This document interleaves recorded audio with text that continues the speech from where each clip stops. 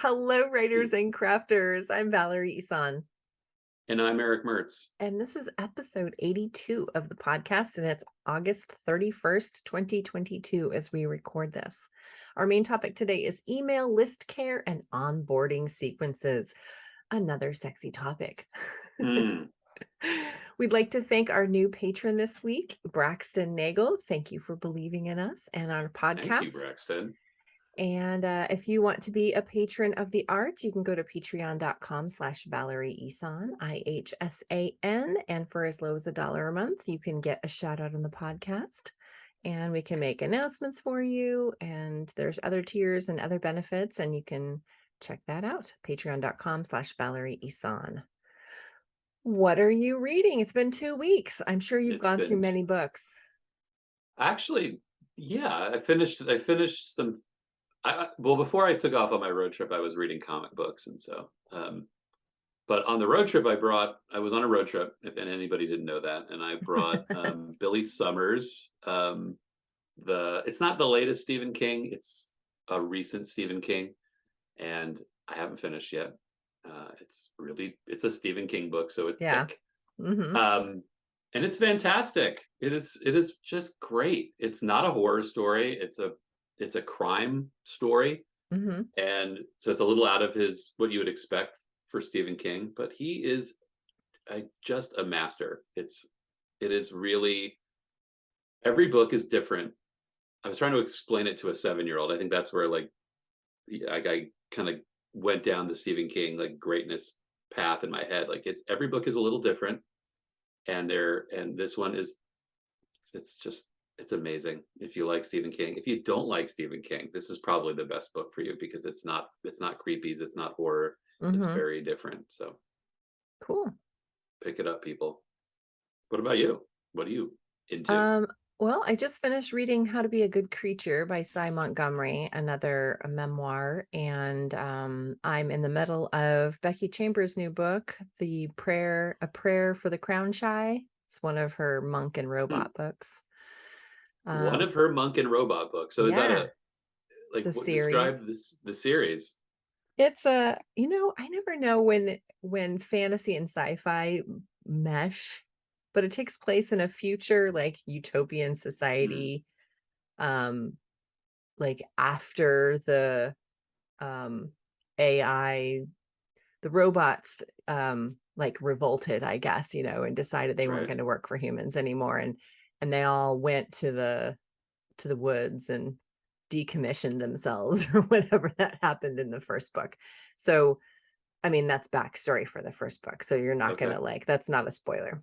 Anyway, so this is the second book in this series. There's this little tea monk that travels around, and so it's set in the future, but it's very peaceful and not super technological. You know what I mean?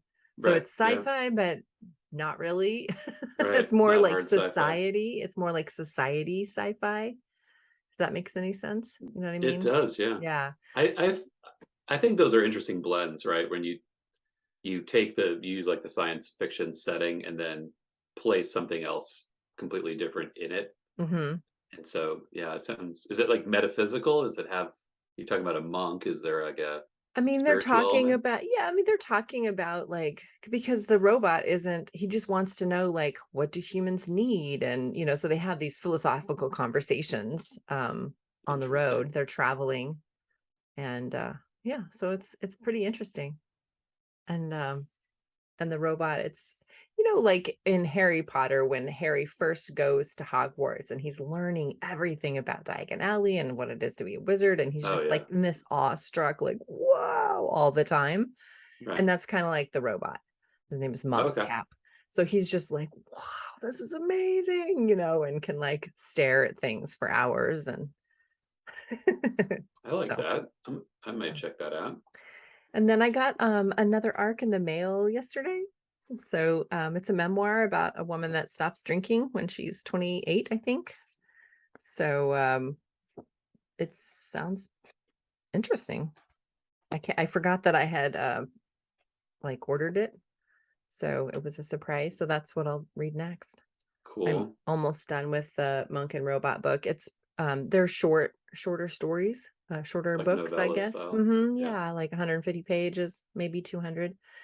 And so I'm already over halfway through with it, so it'll be done fast. I'm just Um, gonna say the yes, novella seems to be, I think I said this the last podcast, the novella is really emerging as it's coming a back. yeah, I was in Powell's about 2.5 weeks ago, and I was just looking around at it's a great market research, right? You walk Hmm. around with a cup of coffee and you look at great books. The number of novellas that were on the shelves featured, and even featured, like the bookstore person's favorite, like staff Staff picks. picks. On the So end many of caps. those were novellas, and I was so inspired by that because I feel like we know as writers, especially writers who are seeking conventional traditional publication, like there's the short story, and then there's the novel, and then there's that donut hole in the middle. But I don't think that I think that donut hole in the middle is filling up with viable length. Yeah. I think the novella is coming back, and that's great. Great news. What And a what great way to get to know a story series too, right? Yeah, Start with 150 pages, see if you like it. yeah. I was gonna say something, I totally forgot what it was. I think So, that the oh, go ahead. story is what I like about novellas is that it's not full of fluff. Mhm. Sometimes you'll read a book and you think, "Oh man, this ended like 30 pages This ago," and 30 or pages whatever, ago, right? And and not to say that like novel length minus 30 pages makes it a novella, but I just mean like I think it's our job as writers to tell the story, and when the story's over to stop.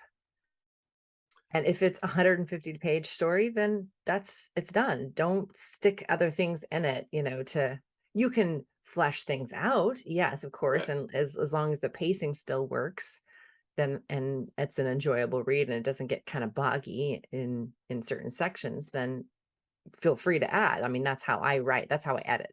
I write the right. skeleton draft and then I add layer on layer of other stuff to flesh it out and to make it better. I But think yeah. that's like some of the best advice you could give. Write until the story's done, and then stop writing. Because I think that feeling that something else has to fit in there I is have where to you get get into 20,000 more words to make it a book. right. Do you really? Yeah, and sometimes I'll read early drafts for people, and there's a term that I have. It's either scene salad or character salad, where it's just stuff. There's Mhm. things that are happening, and it's it doesn't fit. It's more character, or it's more something, and you don't want that. Like, I don't want to read that as a reader.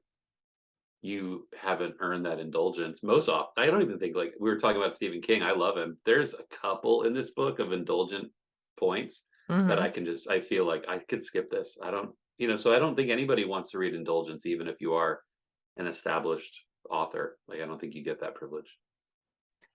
That's what the Patreon essays are for, and the short stories and Right, the right, deleted scenes for your mailing list. That so if you want to, read the extras, then as right, a fan you can, but it's not gonna bog down the story. right.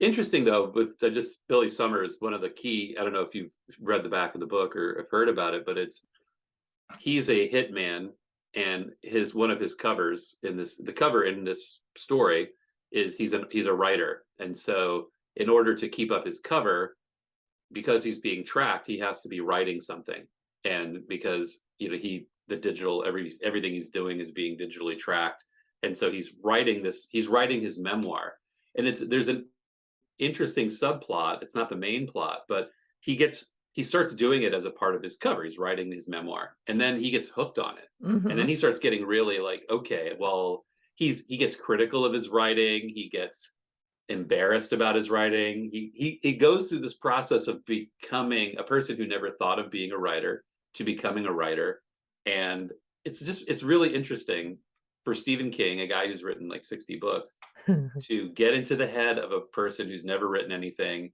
who's discovering the craft. It's an authentic depiction of someone he tries things out, as he in the beginning. Well, I'm going to try to write it like this, or I'm going to try to change the names. And he goes through a lot of those very early draft questions in the book. It's This really totally makes interesting. me wanna read the book.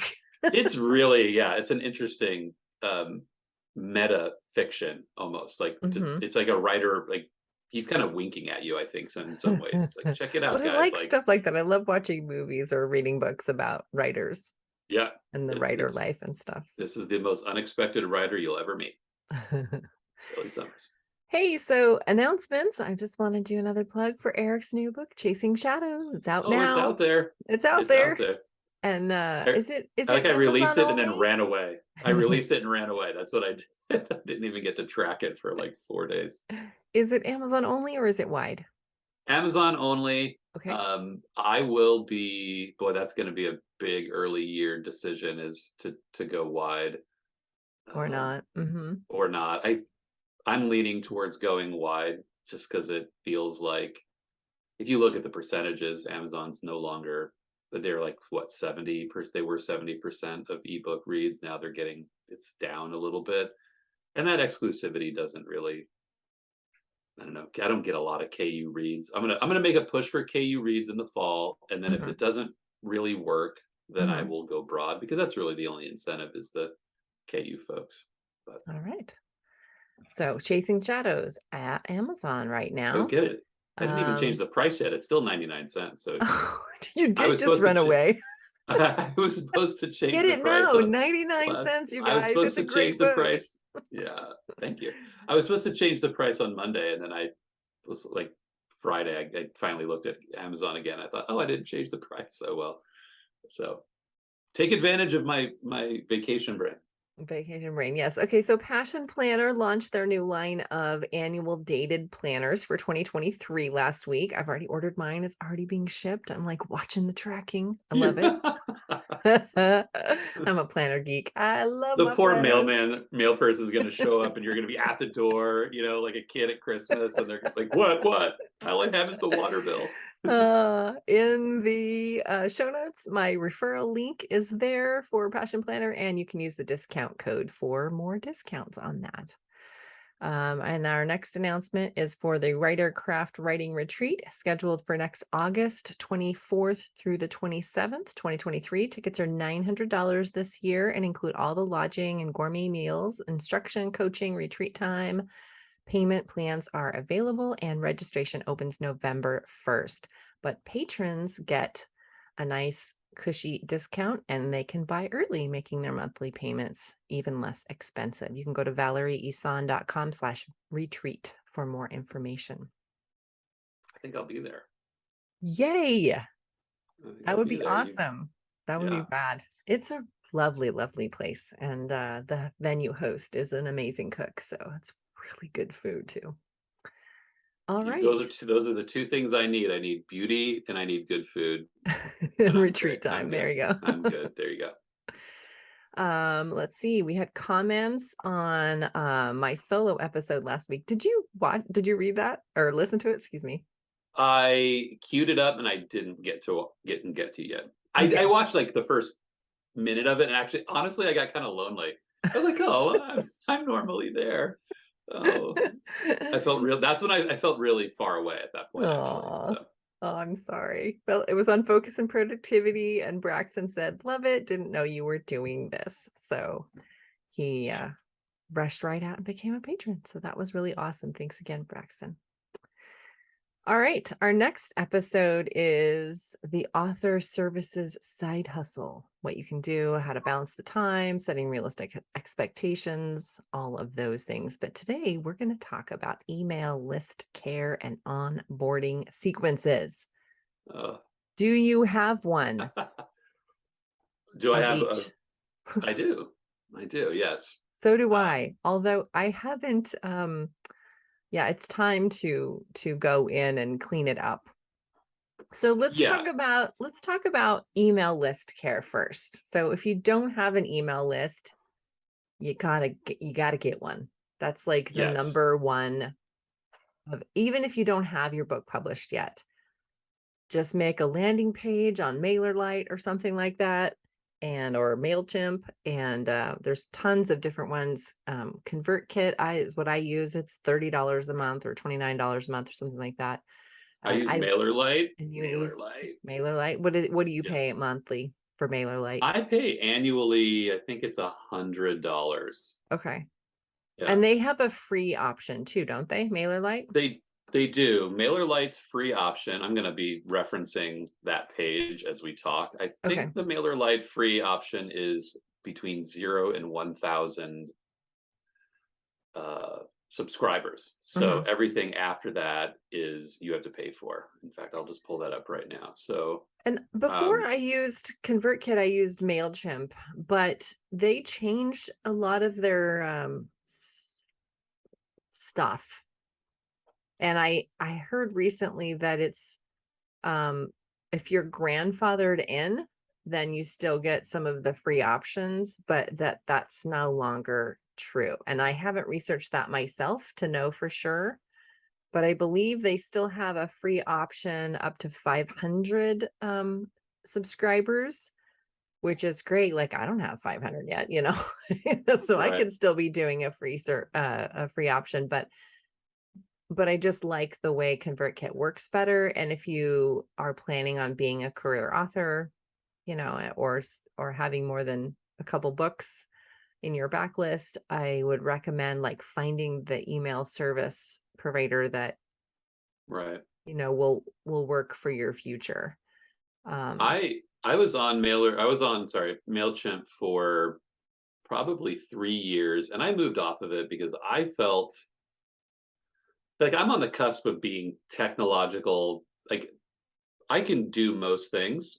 Um, I felt like Mailchimp was slightly more to get a good looking email because it is about look and feel, and you want something that looks decent. I felt I struggled with getting Mailchimp emails to look good. I mean, it took a lot more work to get a nice background or to just mesh the colors and the different fields. And you'll see if you open, you can fool around with a template and see. I chose Mailerlite because it was so much easier to build an attractive email. Um, and again, it's about substance. You want to give you ultimately people open your emails because they want to read it, but it's also nice to be engaging visually. MailerLite makes that easy, so much easier than I think uh, there's Mailchimp. another school of thought though, in Uh that oh, if you have, there's more schools of thought. I can't oh keep up. Just no. can't keep up. So as a subscriber to your mailing list, Eric, Okay. I enjoy getting your emails and I like it's visually appealing. Yes. And I think it looks good. And I like what you put in there and I like how you organized it, you know, with the stuff at the bottom, the You have swaps the that you're doing. promotions. Yeah. And the Yeah. promotions and stuff at the bottom. So yay, thumbs up.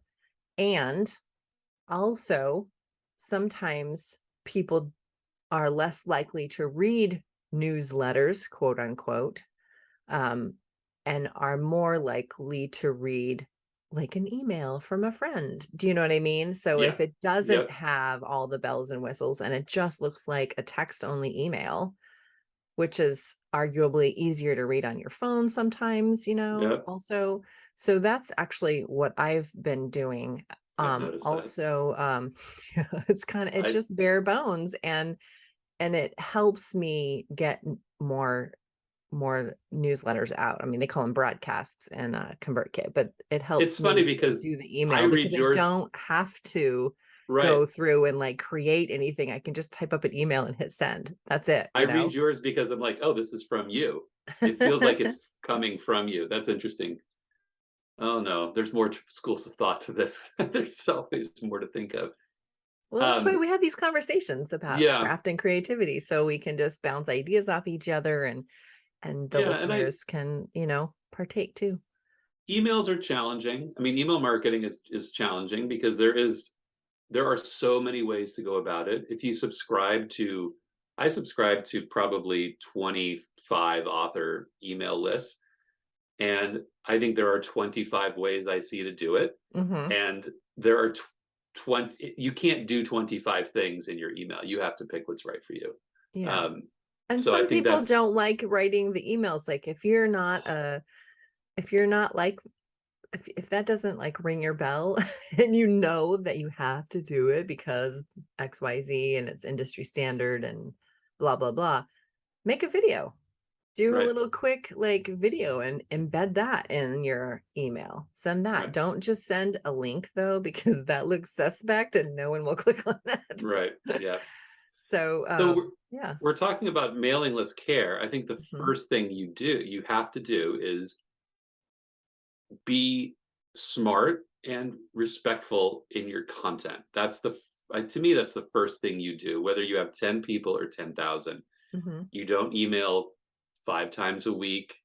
You don't email pictures of your breakfast. You don't, it's not a social media account. And I think that's the first thing that you read in a lot of like how to maintain a mailing list is people's email boxes are full.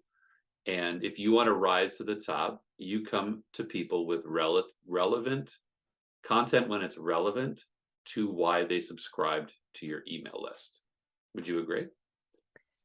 Yes, and I do think not a picture of the breakfast, but I do think having a more conversational style. I mean, the reason, yeah, if it's a nonfiction author, then yeah, get to the point, give me the bullet list. I want to know what I need to Right. know. But if it's a fiction author, I want to know what their writing process is and what part of Right. the book they're working on. And yeah, if you got a picture of your dog, I want to see that. And if you're going on vacation, then tell me that. Like it is, Yeah. I want to connect with my readers in a friendly way. And But you have that to is be judicious. why. You have to be decisive about that. You can't, it's just not your Twitter account or your it's Instagram account where you're hitting up a lot of things. You have to be, I think you have to be somewhat, I don't know, decisive. Like, what am I going to talk about this week? I'll talk about my vacation, process, something else, and then move on. Right? So here's what I do. Okay. I've just now started re-engaging my mailing lists, and I've been absent for years. So basically, everybody there is a cold contact at this point. Nobody knows Right. who I am. They've forgotten all about me. So, Except for me. I mean, I know who you are. so if you're starting from scratch Right. or you're re-engaging after a long absence, um, letting them know who you are again, kind of like reintroducing yourself is a really good um, project, I guess, and so I've been sort of like, hey, I know you haven't heard from me in a while, but here's what's happening in my world, and this is why I've been a little absent. Right. And the next book, I'm working on the next book, and it's going to come out, on this month. And then just short and sweet, maybe a picture. Right. and then and then what I've started doing now is I have kind of a template in my mind of what to cover in each. So when I send an email to my readers, I want to tell them what stage I am in the book writing, because you and I are writers, and not all of our friends, but a lot of our friends are writers, and so we're in that. We listen to podcasts, from writers, and our world seems pretty normal to us, but Right. the people that are not writers or don't know any writers, we're like weirdo superhero awesome, like, Right. wow, what do they do, and Right. would It's love to be exotic. it's exotic, and it totally doesn't seem that way to us because we're like slogging through edit number 483 Right. of the whatever, so I've rewritten this scene 83 times. I can't look at it anymore.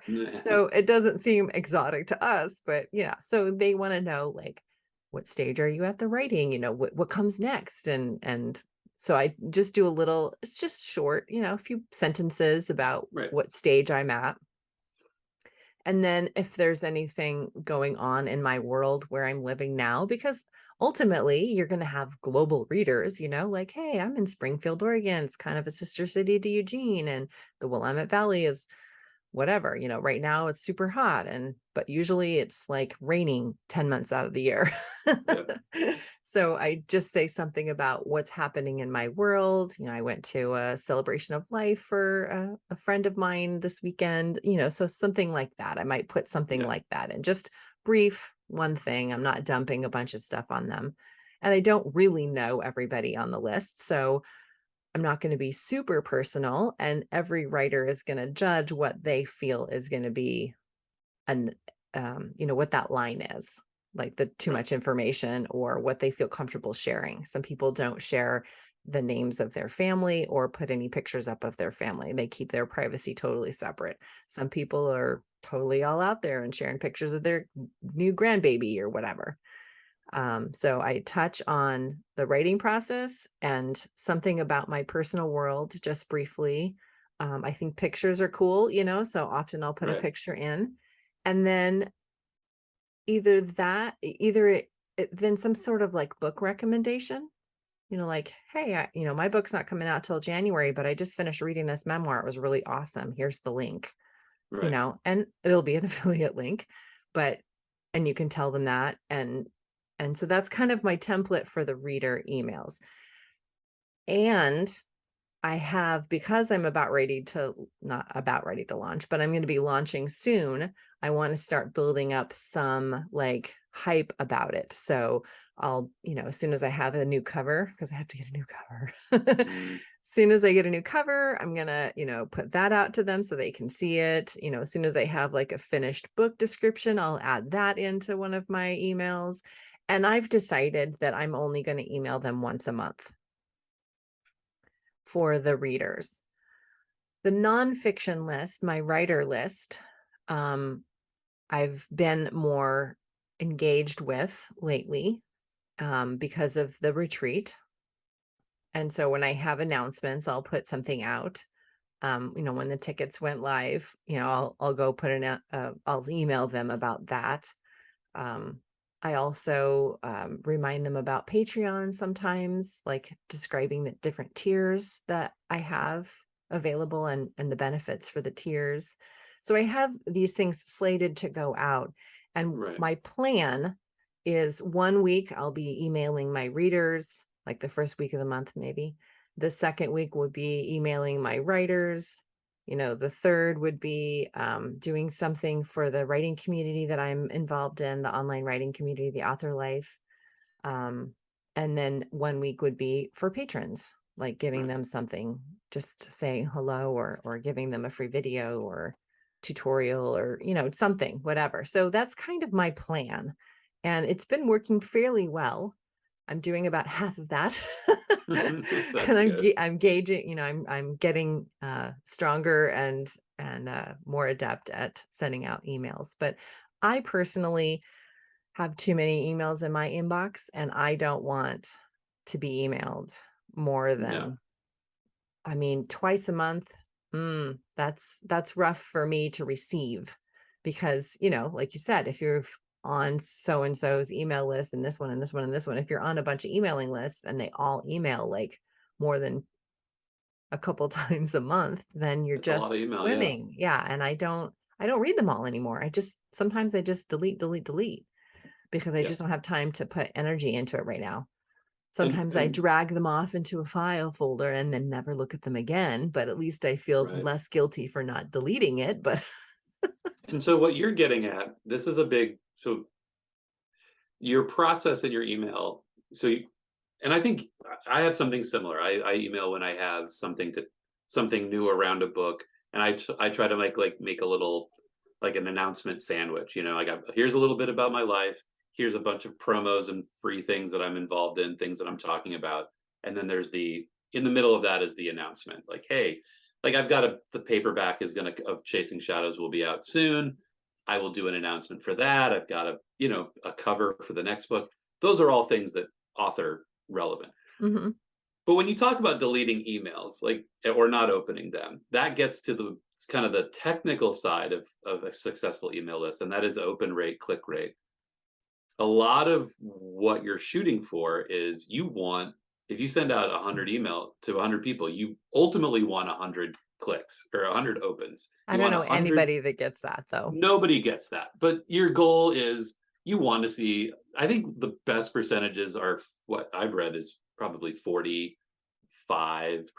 like really active and engaged email lists get 45% with Mhm. click rates in the 10, 8 to 12% clicks. Yeah, and you So have to that, kind of take some of that with a grain of salt too, because there's an yes. like for instance, I don't open my emails. I just in my because I use a Mac, so I just use the mail app that's on my desktop, and so it will collect all the emails and I can just look at it from there. So I'm not double clicking on it and opening it up. I'm just reading it in that thing. So I probably am not showing You're up getting a as an click. open rate Right. for somebody else's, but I'm reading it and I'm engaged, I'm reading it and I'm enjoying it. So you can't always count on Right. your percentage, your open rate percentage being accurate in that way. Right. Right. But it's key. Mhm. And there's something algorithmic about like the more, the higher your open rates, the fewer spam complaints. I mean, there's Mhm. something about like the way Google receives an email because most people are using Gmail. I think did something in it's like 65% of my emails in my list are Gmail accounts.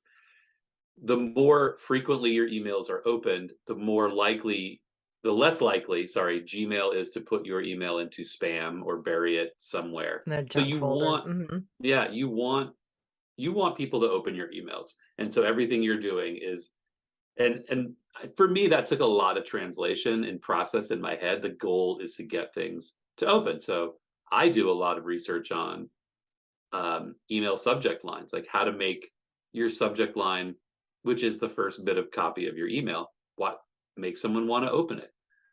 If someone's reading it like you're talking about, make sure those first few lines are engaging, right? So if they're getting just a little preview of the email, you're copywriting. Mhm. You are talking about your life, or you are just maybe talking about the great avocado toast you had at the cafe.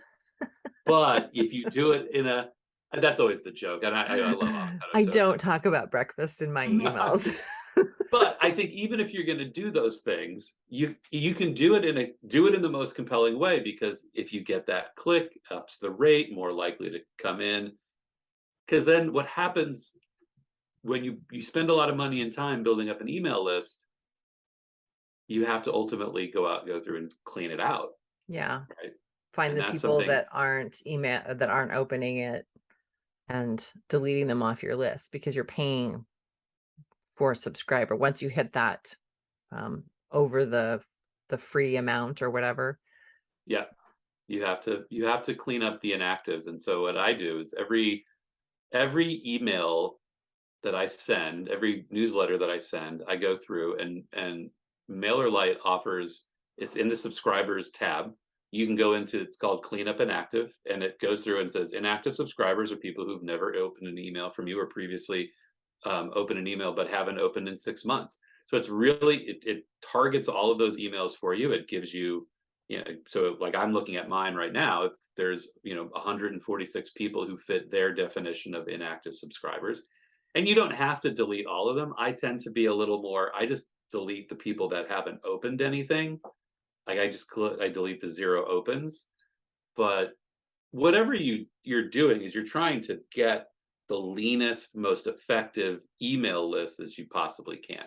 It's better to have 1,000 people where 500 people open it than to have 10,000 people where 250 people open. I mean, like it's not the Mhm. number of totals, it's the number of opens and active and engaged subscribers. That's, I think, a lot of people um, in the beginning need to understand Yeah. that. When you delete when you're cleaning out your list and you delete those unopened people, unopening people, do you let them know? Do you check in with them? Hey, I just want to make sure that you're still interested in receiving the emails. Please click here and let me know that or respond or something. Do you give them a chance? Because like I A said, win like back campaign. I would never look like an opening person, because of the way I read my emails.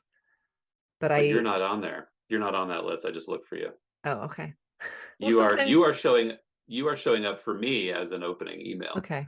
All right. Um, uh, I don't do the win back campaign, and part of the reason I don't do the win back campaign is I bring in so much email. It's like because I'm doing so many different promotions through all the different um, through book funnel, through swaps, through I'm probably moving back into story origin, uh, and just the organic stuff that I get through my site. I feel like at this point I'm still dealing in volume. I think maybe once I start to see the new emails tapering off, I will probably go into win back campaigns. But yeah, Okay.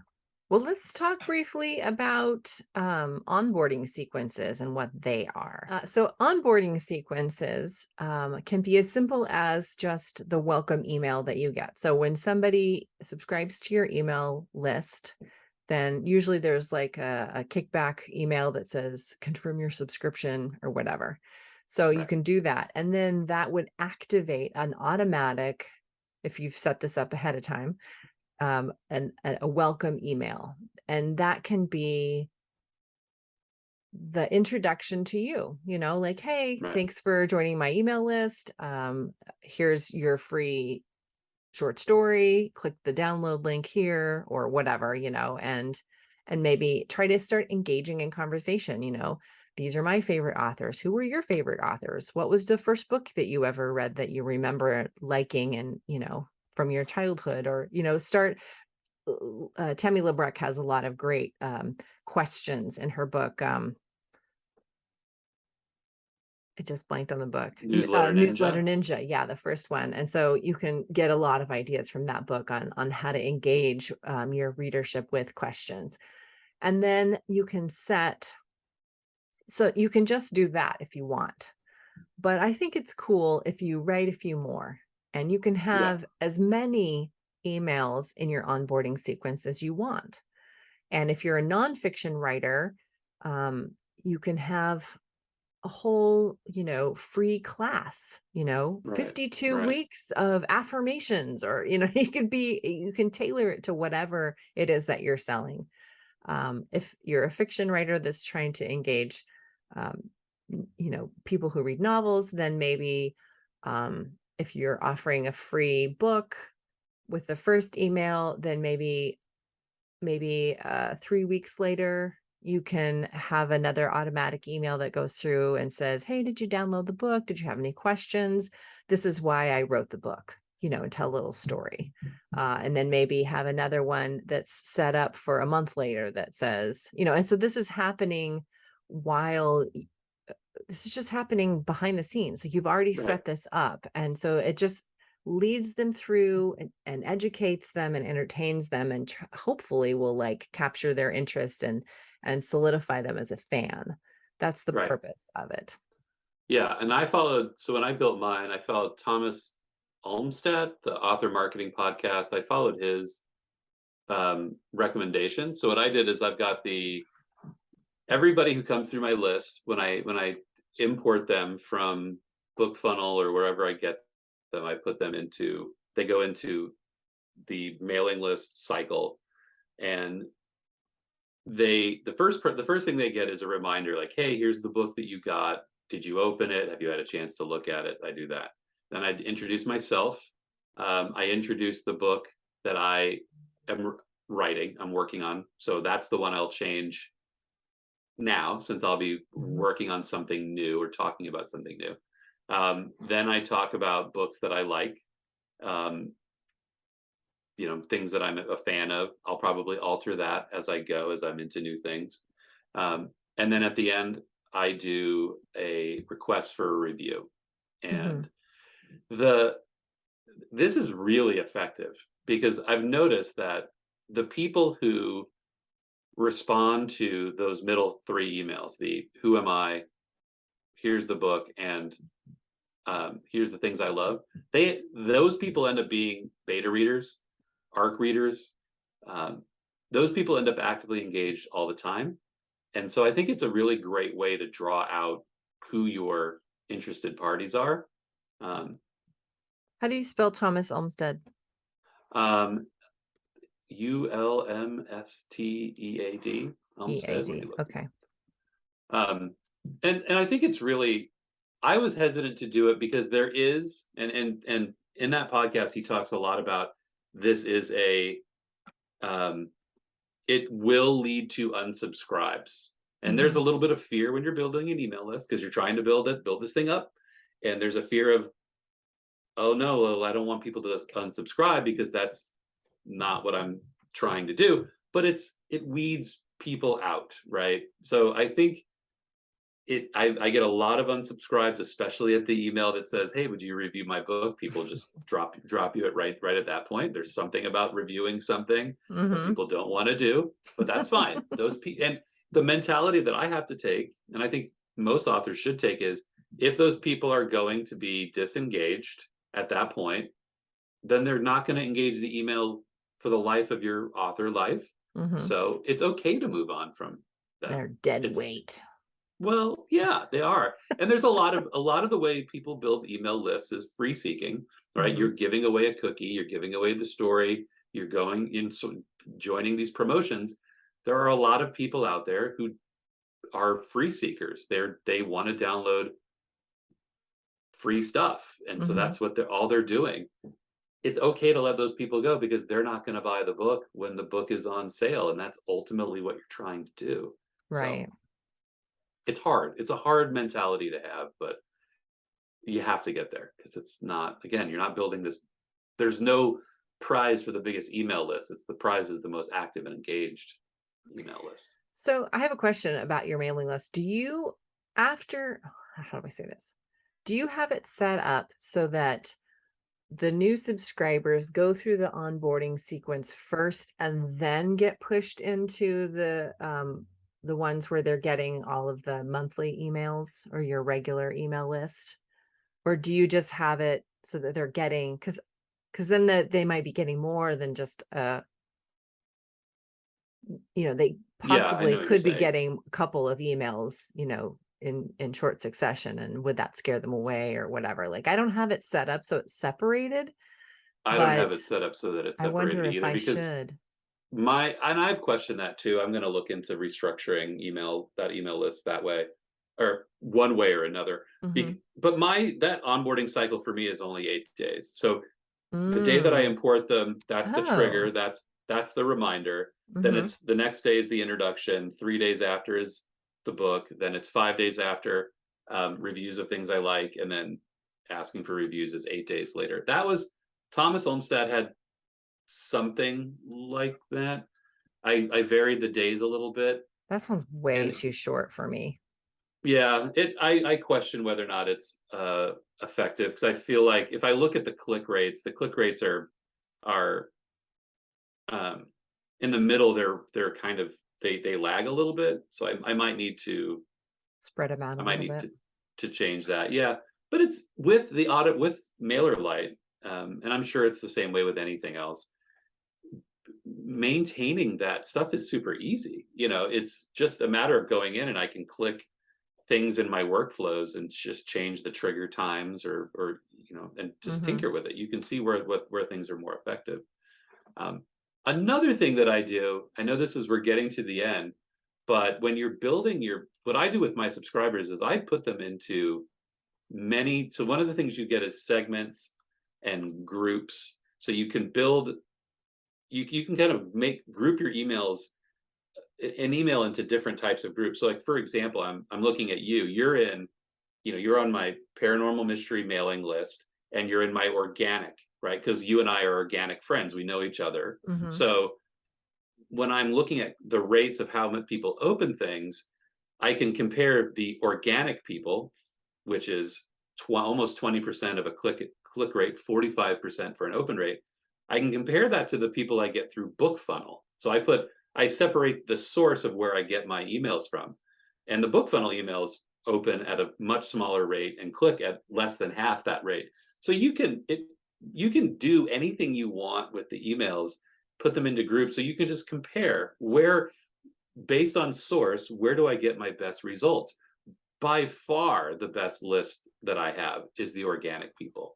And so that's my incentive to get more of those organic people than, than through the free seeking stuff. So you can, if you're a stats person, number person, if you want to be able to analyze things, this is a place you can get really crazy with it. I think it's really effective to know where your best results come from. So I have a lot of tags. I've tagged a lot of email subscribers in, like people that click on this link, or people that are podcast listeners, or people that are, that have downloaded this or that or whatever. So my tags are quite lengthy now. And I feel like that is, so I guess my question to you is, you've got these different segments, book funnel and Right. the paranormal mystery and organic or whatever. So when you are sending out a newsletter and it says, okay, now where are you sending it? Do you go through and like click all of the places, or what are you clicking? Who are you sending it to? So I have 3 segments. I've got business leads, I've got paranormal mystery, and I've got fantasy. So I was working on a fantasy mailing list for a while. Mm-hmm. So when I send this, I send it to the segment that is paranormal mystery. When I'm talking on that subject, I'm sending it to the paranormal mystery group. Then I can, when those emails go out and I look at the stats off of the email, which I always look at, it'll tell me this email based on these different groups. That's the second layer of breakdown in Mailerlite is groups. It'll say, of your organic subscribers, 60% of it opened it, and 25% clicked the link. And I can analyze, well, which link did they click? Did they click the link to, some promotion I'm in, or did they click the link to the book? So I can see anything I want to analyze, I can based on that email, I can do. Does that make sense? Yeah. And it's so you have segments effective. and groups. So you're not Yeah. sending them to all of the people in your organic group. You're just sending it to your paranormal mystery group or segment. Okay. And then I analyze the activity based on the group. I think I need to get into ConvertKit a little bit and learn some of the back end stuff.